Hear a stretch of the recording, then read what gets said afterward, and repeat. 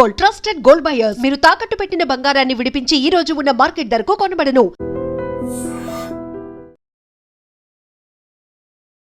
చాలా కష్టం. మలయాళం ఫుడ్ నేను ఎప్పుడు 10 ఏళ్ళు ఉన్నా కూడా నా ఫుడ్ నేను చేసుకొని తిన్నా. వాళ్ళ ఫుడ్ నేను ఎప్పుడు తినలేదు. బేసిక్గా నేను వెజిటేరియన్. సో వాళ్ళు అక్కడ పొద్దున్న లేచి నాన్ వెజ్ తింటారు, టిఫిన్కే వాళ్ళు నాన్ వెజ్ తింటారు. సో అక్కడ పొద్దున్న లేవగానే పరోటా బీఫ్ అక్కడ మస్ట్గా ఉంటుంది. సో నేను అప్పుడైతే కుక్కరు ఇల్లు, నాకు ఒక ఇల్లు ఇచ్చేవారు, నా వెనకాల మా అమ్మ వచ్చేవారు, లేకపోతే ఎవరో ఒకళ్ళు వచ్చి నాకు హోటల్ నుంచి నా ఫుడ్ అది చూసుకునేవారు. నాకు అంత ప్యాంపరింగ్ ఉండేది. సమయానికి తినమ్మా అనేదో ఫ్రూట్స్ ఇవ్వడము, జ్యూస్ ఇవ్వడము, లేకపోతే ఫుడ్ తెచ్చి ఆర్యాస్ అనేది ఉండేది వెజిటేరియన్ హోటల్, అక్కడి నుంచి. ఇవన్నీ ఇప్పుడు ప్రొడక్షన్ వాళ్ళు ఎందుకు చేస్తారు? అవును. సో ఇప్పుడు వాళ్ళని వెళ్ళి వాళ్ళనంత ఇబ్బంది పెట్టే కన్నా ఈ రోల్లో బెస్ట్ మనం ఇక్కడ చేసుకోవడమే బెటర్. ఎగ్ కూడా తినరా?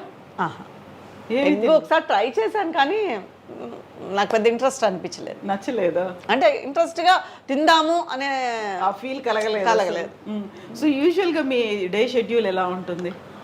ఏం తింటారు? సీరియల్ సంబంధించినంత డే షెడ్యూల్ అడగండి, వాళ్ళ కోసమే పుట్టాం మేము. డే షెడ్యూల్ ఎవరిని అడిగినా కూడా ఒకటే చెప్తారు, పొద్దున్నే లేదు అమ్మో టైం అయిపోయిందా, గట్టిగా కూర్చొని కాఫీ తాగి 10 నిమిషాలు మాట్లాడడానికి కూడా టైం ఉండదు ఇంట్లో వాళ్ళతో.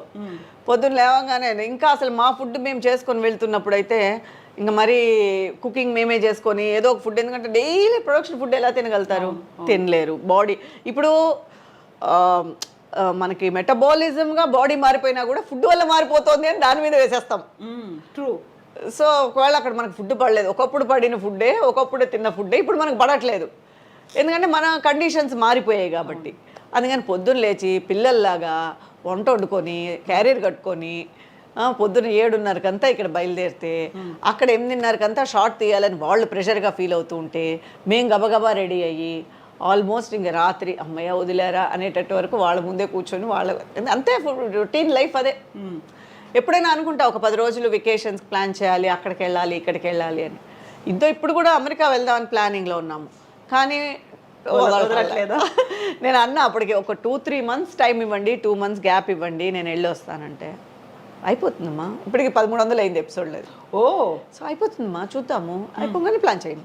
1300 అంటే 3 ఏళ్ల నుంచి కంటిన్యూ అవుతుంది. 4 ఏళ్ళు అయిపోయింది. సో అయిపోతుంది, చూద్దామమ్మా. జస్ట్ ఇప్పుడైతే కొంచెం కష్టము, ఎందుకంటే కథ మీ మీదే పోతుంది. వాళ్ళు మనం లేదా కథే లేనట్టుగా వాళ్ళు మనకు చెప్తారు.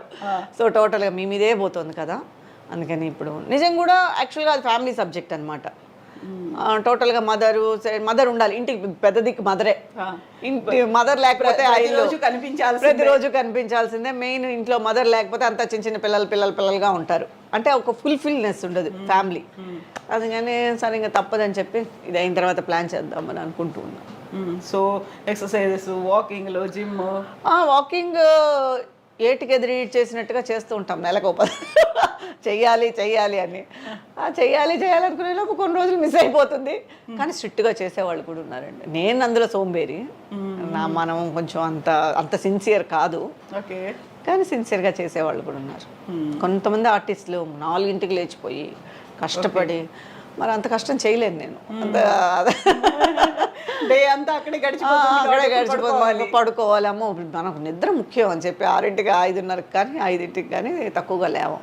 లేచిన వెంటనే మనకి అయ్యో క్యారియర్ ఫుడ్ లేకపోతే కష్టం, అక్కడ ఫుడ్ చేసుకోవాలి ముందని ఫుడ్, అలా అలా అలా అలా అలా ఎక్కడ ఎస్కేప్ అయిపోతాం, ఎక్సర్సైజ్ దగ్గర ఎస్కేప్ అయిపోతాం. అంతే, అదొకటి మైనస్. న్యాయం మనమే చెప్పుకుంటాం, అయ్యో అందుకని చేయలేదు, లేకపోతే నువ్వు చాలా సిన్సియర్ చేసేసి ఉంటావు. అవును, వచ్చేసరికి లేట్ నైట్ అయిపోతుంది, చాలా అస్సలు కాళ్ళు నొప్పులు. ఈ మధ్య అయితే అసలు కాళ్ళు నొప్పులు ఎక్కువ అయిపోతున్నాయి అని చెప్పేసి పడుకోవడం. నెలకి ఎక్స్క్యూజెస్ ఎక్కువైపోయి చాలా మినిమల్ అయిపోతుంది. అలా ఉండకూడదు, నెక్స్ట్ నుంచి అయినా ట్రై చేస్తాను అలా ఉండకుండా ఉండడానికి. ప్రస్తుతానికైతే అలా ఎస్కేప్ అయిపోతున్నాం. ఇంకో సీరియల్లో మదర్ రోల్ రాకుండా ఉంటే ఇంకోటి ఏదైనా నేను అలాగే అనుకుంటాను. ఇది అయిపోయిన తర్వాత మనకని ఒక 15 days పెట్టుకుందాం, మనం టైం టేబుల్ కరెక్ట్గా, మన ఎక్సర్సైజ్ కరెక్ట్గా మనం చేద్దాం అనుకునేసరికి ఎవరో ఒకళ్ళు కథ చెప్తారు, బాగుంటుందని మీరే చేయాలని కదా, మనమే చేస్తే బాగుంటుంది కదా, సరే అయితే ఇది చేద్దాం అది చేద్దాం, ఎక్సర్సైజ్ చేసి అది కరెక్ట్గా చేసేద్దాం అని షాపింగ్కి వెళ్ళి 4 టీ-షర్ట్లు, 4 పైజామాలు, షూస్ అన్నీ కొని పెట్టుకోవడంతో కరెక్ట్గా ఉంటుంది. ఆ తర్వాత రేపటి నుంచి ఇంకా రేపు రావట్లేదు.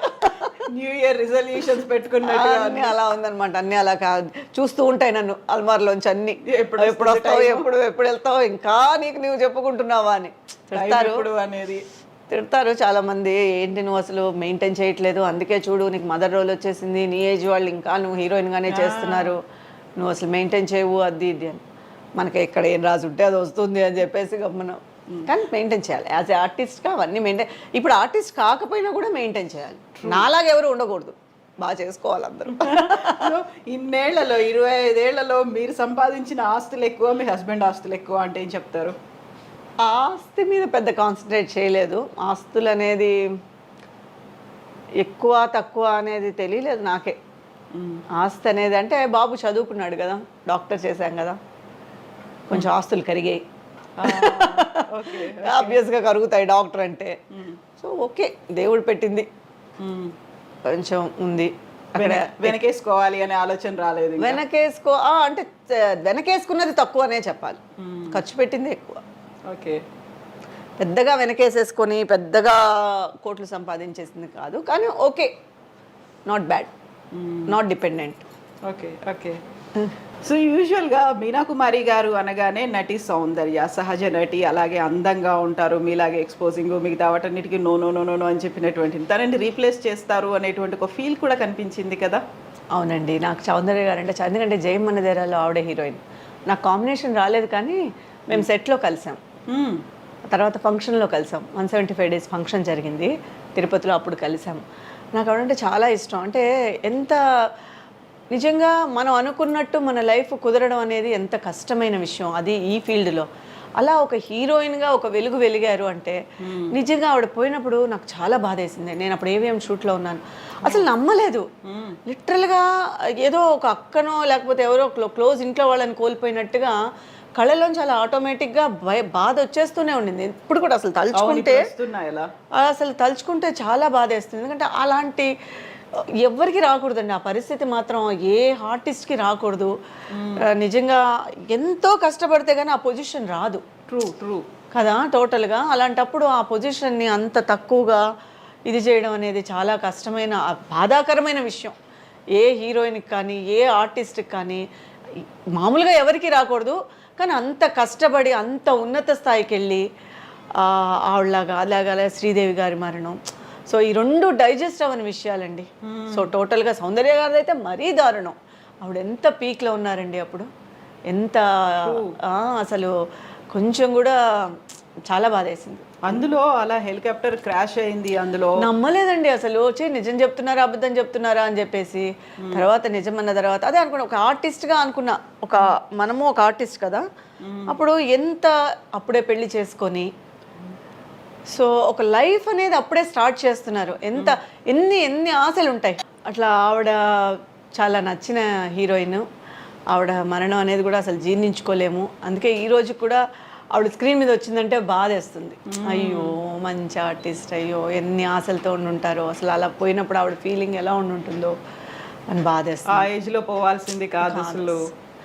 చాలా అసలు ఎంతో లక్కీ, ఎంత అదృష్టం ఉంటుందో అంత దురదృష్టం కూడా అలా వెంటాడిందేమో అనిపిస్తుంది. ట్రూ కదా, ఎంత అదృష్టం వచ్చిందో అంత దురదృష్టమో ఆవిడ వెంటనే అలా సెకండ్ హాఫ్ అనేది అలా కొట్టేసింది. ఇంకా బాగుందాము, ఇంకా అన్ని లైఫ్లో అన్నీ సెటిల్ అవుదాము అనేటప్పుడు అవును అక్క చెల్లో, అక్క తమ్ముడో, అన్న చెల్లో మరి తెలియదు, ఇద్దరు ఒకేసారే కదా. చాలా కష్టమైన విషయం. అవును. సో మిమ్మల్ని కూడా అలా సౌందర్యలాగా అనుకునేవాళ్ళు కదా. అవునండి, ఫస్ట్ సావిత్రి గారితో కూడా నన్ను కంపేర్ చేసేవారు.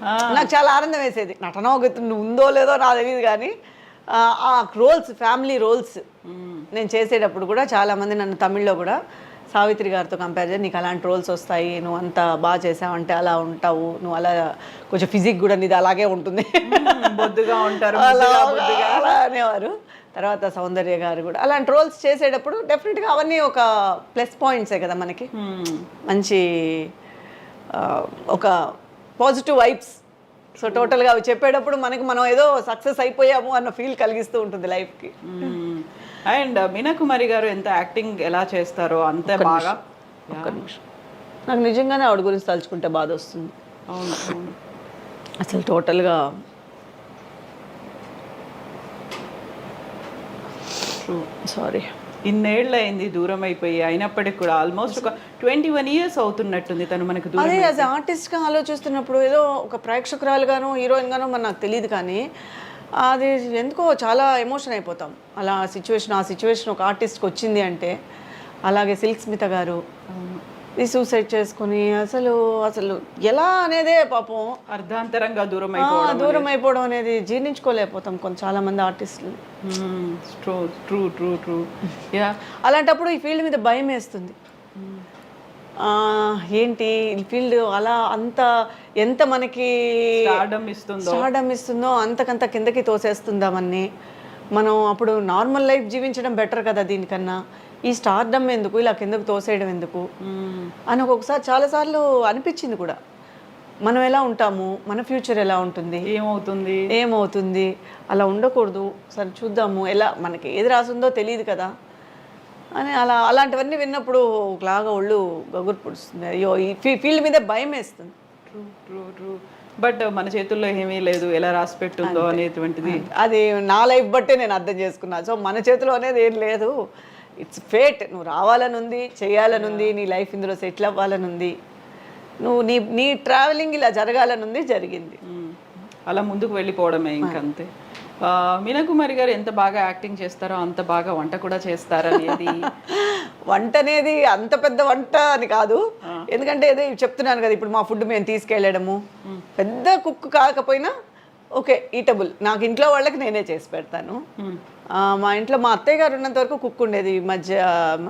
సో ఎక్కువ నేను చేసుకున్నదే నేను ఇంట్రెస్ట్ చూపిస్తాను. ఎప్పుడు చేసి పెడతారు? మీరు ఎప్పుడు వస్తే అప్పుడు. ఓకే, మీరు ఎప్పుడు నెక్స్ట్ సెకండ్ సండే రండి, చేసేసుకుందాం. తప్పకుండా సెకండ్ సండే. కానీ నేను చేసిందే మీరు తినాలి. మీరు అడిగింది నేను మీరు ఎగ్ కూడా ఉండదంటే కానీ మీకు నచ్చుతుంది. చాలా మందికి అక్కడికి వెళ్తే ఒక ముక్క కూడా ఉండదు. పప్పు అన్నం ఓకే. మమ్మల్ని సీరియల్స్లోనూ సెట్లో నన్ను ఏడిపిస్తారు. పెరుగన్నం తినే నువ్వు ఇలా ఉంటావా, ఇంత బాగుంటావా, పెరుగన్నం తినే ఇలా. పెరుగన్నం ఏం కాదు, మిగతా కూడా తింటాము. ఓ పప్పు నెయ్యి తింటావేమో నువ్వు ఎక్కువ, అందుకే ఇలా ఉంటావు. ఎస్ మీనాకుమారి గారు, థ్యాంక్ యూ సో మచ్ అండి. ఎప్పుడు మీరు ఇలాగే నవ్వుతూ ఉండండి, అందరినీ అలరించండి, అమ్మగా ఆదరించండి, ఇలాగే కీప్ గోయింగ్. నేను చాలా ఓపెన్గా మాట్లాడాను. సంథింగ్ ప్రేక్షకులు కొన్ని నచ్చచ్చు, కొన్ని నచ్చకపోవచ్చు. So thank you so much. మీరు చాలా రోజులుగా మీ ఛానల్లో నేను మాట్లాడాలని అనుకుంటూ ఉన్నాను. ఈరోజు ఇలా కుదిరింది.